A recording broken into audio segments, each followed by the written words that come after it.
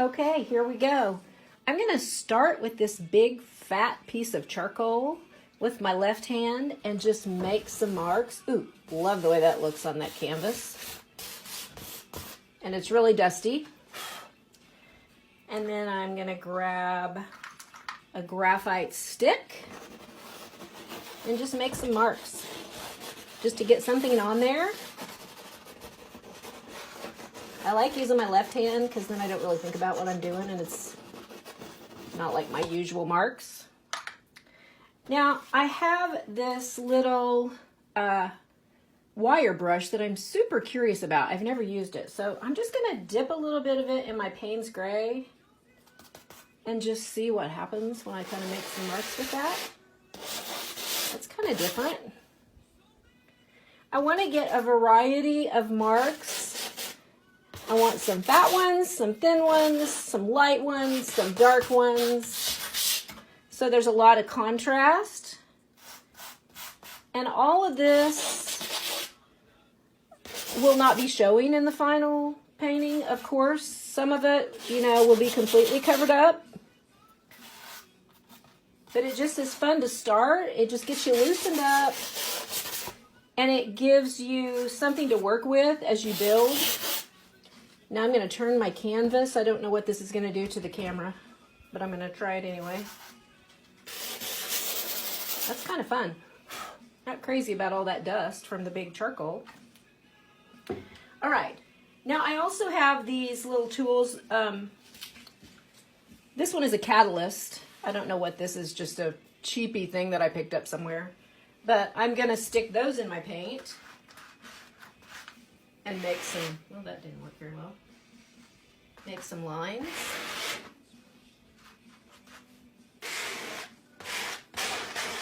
And the other side of this one, it's fun because it's kind of a twofer. The other side has skinnier teeth.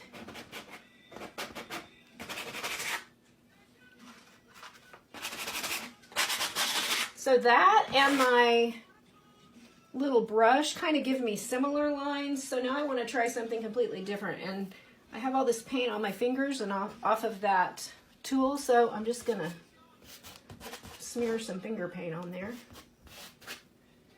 Just clean that off a little bit. I know it looks really ugly right now, but that's okay. Wiping my hands. Now I think I'm gonna take this stencil, and since I didn't grab a brush, I think I'll use my fingers again. And I'm just going to put some random letters here and there. I think I want to turn it though. I'm just going to put a few random letters, rubbing the paint over the stencil with my fingers so they're not really complete. Can't even really tell what they are. The thing about this layer is knowing that most of it's going to be covered up, you can just play and experiment and see what happens. And I really like that. I'm not really getting actual letters probably because I'm just using my finger. But it kind of gives me some interesting marks. Maybe some numbers. I like that they're not complete. You can't really read them, but it just gives you something interesting. Okay, so now I'm going to take my Brayer, which is just a small one, and I'm just going to kind of make some marks with it here and there. I'm going to go over what I've already done. I like how that looks when the paint's almost gone. So that's kind of interesting. Here's my little soft brush. Let's try it on a stencil and see what happens. Well, that's a little different. That gave me a better mark than when I used my fingers.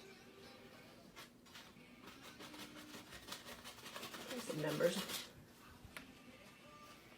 How about a leaf? So I have this nice leaf that's got a fun shape. And I'm just going to dip it in the paint. Maybe. Sorry, it's taking so long. I'm just smearing paint on this leaf with my fingers. My hands are mostly black at this point. And then I'm just going to just stick it on there and see what happens.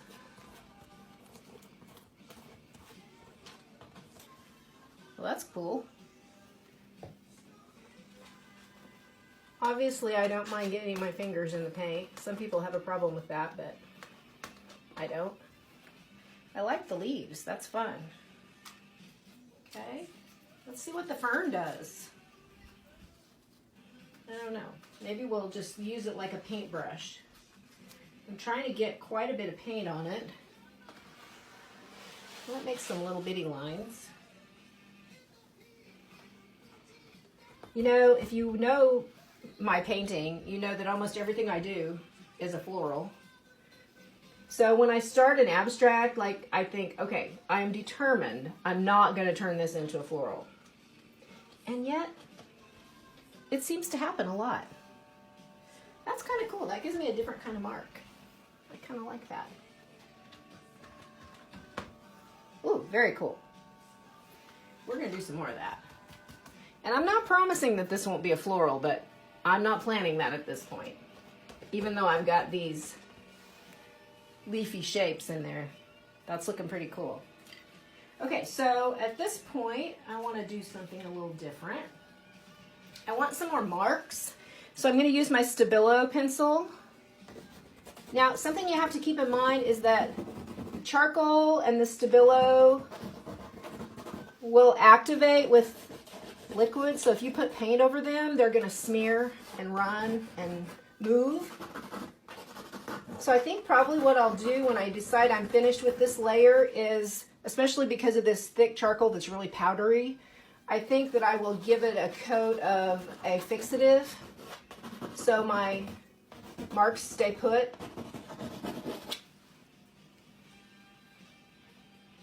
Now my favorite, well, one of my favorites, is my drywall tape. And I think I'll run over it with a brayer. I haven't done that before, but I just like the little checks that it leaves behind. That didn't work so well. Okay, let's try it with the brush.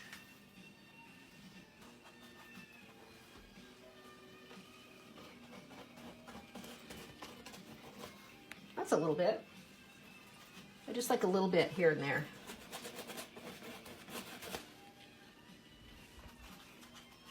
The other thing about it is it makes it kind of stands up. It gives you the lines, but it also actually gives you thicker texture. I think I'm going to stop right there and sit back and take a look at that and decide what I want to do next. And then I'll come back later.